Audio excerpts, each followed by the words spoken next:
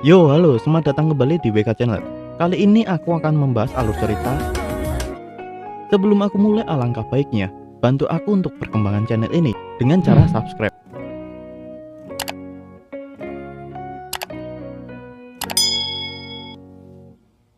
Oke, sudah, terima kasih banyak.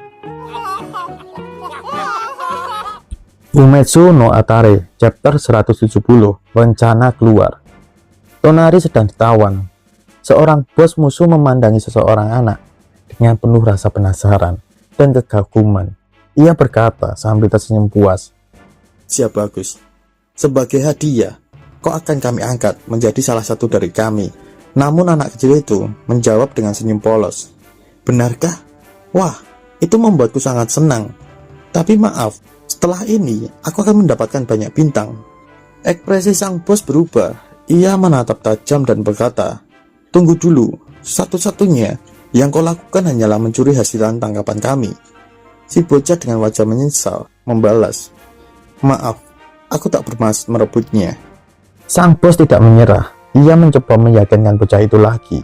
"Apa kau yakin?" Salah satu anak buahnya ikut menyela dengan geram, "Kau egois. Punya 2 bintang.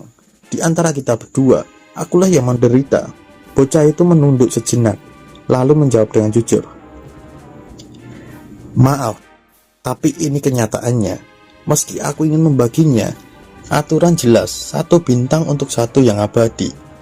Ucapan itu membuat para anak buah bos merasa dipermainkan. Mereka pun mulai memojokkan bocah itu.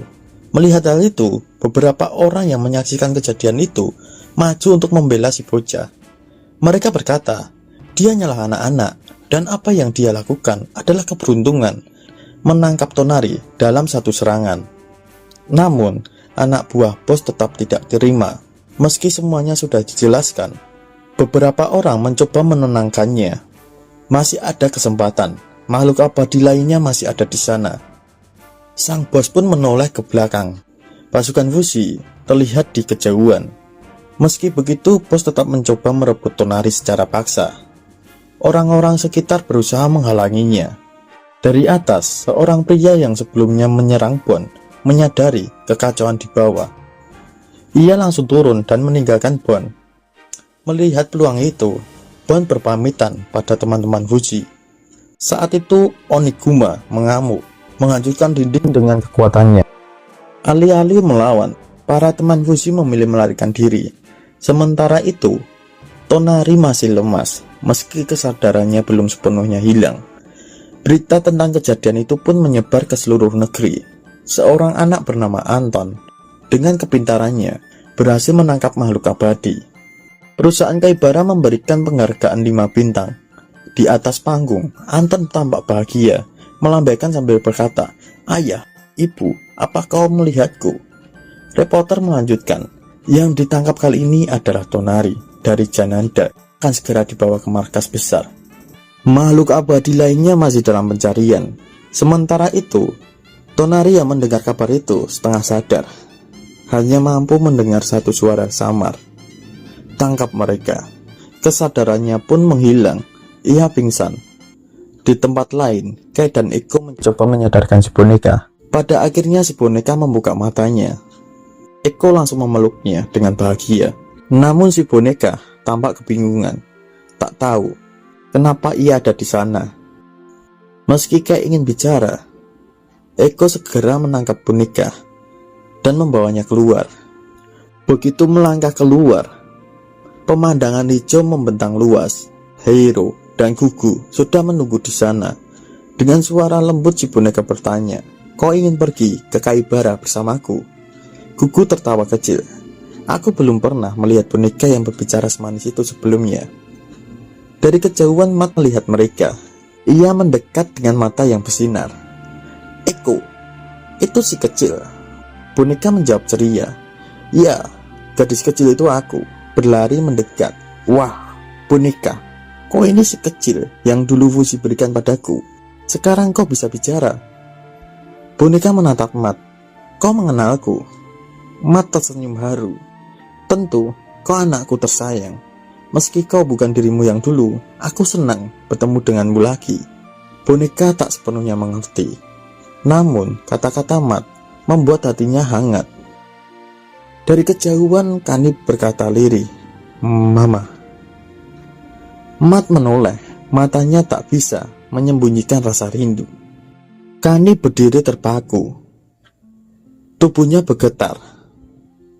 Mat menangis, lalu berteriak sambil berlari, Kanitaro, Kanitaro, apa itu kamu?" Boneka yang melihat momen itu bertanya heran, "Kalian saling mengenal?" Kani menjawab dengan suara bergetar. Program dalam diriku berteriak, "Orang ini adalah ibuku." Aku akhirnya menemukannya, tempat yang seharusnya aku miliki. Dengan air mata bahagia, Kani memeluk Mat. Boneka menatap mereka diam-diam. Ia merasa ini sedikit tidak adil, namun tak berkata apa-apa. Mat lalu memeluk mereka semua. Rasanya hangat. Langkah kaki mendekat. Seorang bertanya, "Semua sudah beres?" "Itu adalah Tonari. Dengarkan, kenapa kalian tak lepaskan saja boneka-boneka itu?" Kedatangan Tonari disambut oleh Gugu. "Selamat datang di rumah, Tonari," katanya. Hello melihatnya dengan tajam. Ia menyadari bahwa Tonari benar-benar memanfaatkan racun varian baru yang ia simpan 2 hari lalu. Dan tampaknya Tonari sangat menikmati perannya menipu orang lain, seolah-olah dia benar-benar keracunan. Ken menasehati, "Meskipun kita abadi, merawat tubuh tetaplah hal yang penting." Tonari tampak kesal. "Lucu juga, yang paling sering aku selamatkan dari kekacauan justru kamu." Mesar tertawa puas. Ban mencoba menengahi. "Terima kasih, Tonari. Mereka sering tertangkap karena ulah mereka sendiri." Tapi Boneka dan Kani bertanya-tanya, kenapa Tonari bisa lolos, padahal sering ketangkap Kaibara. Di markas Kaibara, sebelum mereka sempat meneliti tubuh Tonari, Tonari dengan sengaja meminum racunnya sendiri. Ya, sehingga menjadi bunuh diri dan hidup kembali di tempat lain. Boneka bertanya polos, bagaimana bisa Tonari hidup kembali? Mat menjawab, dengan kekuatan fusi. Kani yang mendengarnya terlihat penasaran dengan nama itu. Sistemnya mengakses informasi dasar tentang fusi. Di masa lalu, seorang wanita cantik bernama Hayase menemukan seorang anak laki-laki yang dapat mengendalikan seluruh ciptaan, Tuan Fusi, dan Hayase yang mengasuhnya. Namun, seluruh dunia menginginkan kekuatan fusi. Hayase kemudian menciptakan para penjaga yang selama generasi telah melindungi fusi dari tangan-tangan rakus. Cerita ini dipelajari semua orang sebagai bagian dari pendidikan wajib mereka, ujar Kani. Tonari menarik nafas, wajahnya tampak kesal. Kani melanjutkan, Tuan Fusi pada dasarnya adalah dewa kami. Dalam cerita, para manusia abadi muncul sebagai penjahat, menyalahgunakan kekuatan Tuan Fusi. Mencari mereka bukan sekedar urusan pribadi, itu tugas suci. Boneka tampak bingung. Jadi Mat dan yang lain musuh para manusia? Mat menjawab dengan tegas, tidak. Bon menambahkan, Kaibara didirikan oleh para penjaga. Jadi mungkin hal itu tak bisa dihindari. Ia penasaran, apakah Mitsuha berhasil mengendalikan para penjaga atau justru gagal. Hero menimpa. Buku-buku yang membingungkan para penjaga sudah dibakar. Data ditulis ulang. Menurut sejarah mereka, manusia abadi adalah musuh. Boneka tak tahu banyak, tapi mereka mulai berpikir. Mesar hanya menanggapinya dengan remeh. Kita abadi, semua akan baik-baik saja. Boneka bertanya lagi dengan polos, lalu kenapa kalian semua tetap hidup? Semua terdiam sejenak.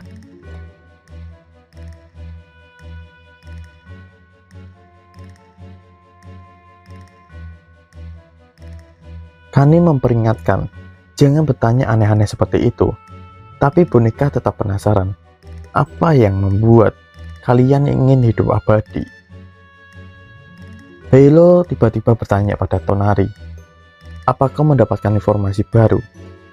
Kani tampak kesal. Pertanyaannya diabaikan. Tonari tak yakin harus menjawab sekarang. Ada boneka-boneka di sini dengan wajah sinis. Ia diam. Matt berdiri, melindungi boneka. Aku tak akan membiarkan kalian menyakiti mereka. Tonari tahu boneka-boneka itu terhubung dengan sesuatu. Ken menganggap itu hanya teori, tapi Mesar menegaskan, siapapun yang dibawa dari luar ke markas ini, itu melawan aturan. Tak peduli siapa mereka. Matt menjawab, kamu mengerikan. Mesar hanya tertawa. Bertingkah seperti anak-anak di usiamu itu tidak baik. Matt membalas, kau cuma orang tua pecundang yang minum-minum sejak pagi. Mesar tertawa getir. Mungkin, tapi aku hidup untuk alkohol. Mungkin memang aku pecundang. Sedangkan Hiro berkata, aku ikut keputusan Fuji saja. Fuji, dia masih di dapur menyiapkan sarapan. Matt diam-diam khawatir pada Mesar. Hidupnya terlalu dikuasai alkohol. Tapi Mesar menolak membahas itu. Bicarakan boneka, bukan kebiasaanku. Hiro mulai kesal. Tolong diam, kalian berdua. Matt meminta Bon bicara, tapi Tonari menyela. Aku setuju, boneka pergi. Bon mencoba menenangkan suasana. Hei, bukankah kita semua pernah mati dengan cara yang konyol? Setidaknya sekali. Tonari tidak setuju. Aku tidak pernah mati konyol. Mesar tertawa. Kalau aku tidak salah, dalam beberapa ratus tahun yang lalu, kamu justru mengalami kematian paling gila, Tonari. Berapa kali kamu meracuni diri sendiri? Tonari menjawab, itu masih lebih baik daripada kematianmu, Mesar. Hiro setuju, kematian karena penyakit 4 kali, racun 5 kali, paparan 9 kali. Bon menahan tawa. Mesar tersinggung. Apa kamu menguntit? Hiro menjawab santai. Setidaknya aku tidak mati telanjang seperti kamu. Gugu menengahi. Kalau kita bicara soal kematian, aku punya cerita keren sendiri. Topik itu kontroversial, tapi menarik. Matt terlihat tertarik. Boneka dan Kani dari kejauhan menyadari mereka diabaikan. Rupanya ini adalah pertarungan 2 dekade sekali untuk menentukan kematian siapa yang paling keren. Boneka bertanya, bagaimana Kay selalu mati? Kay menjawab, aku punya penyakit keturunan. Itu hal cukup membosankan. Bon mengangkat suara, hei kalian, sadar enggak? Cara kalian hidup lebih penting daripada cara kalian mati. Tonari menggeleng. Yang terpenting adalah bagaimana aku menggunakan tubuhku untuk membantu semua orang. Gugu setuju, siap berjuang dan mati. Mesar membantah, apa gunanya hidup 6.000 tahun kalau cuma untuk berkorban? Hal terpenting adalah menikmati hidup. Hiro menimpali, kau terlalu ceroboh. Seseorang yang tak punya keinginan hidup tidak pantas disebut hidup. Matt berkata lembut, bagiku hal terpenting adalah tidak membuat orang lain sedih. Kegaduhan semakin menjadi-jadi. Kani yang memantau lewat sistem hanya bisa mencatat, mereka semua hanya segerombolan ikan kecil. Bahkan jika 500 tahun berlalu, jati diri mereka tak akan pernah berubah.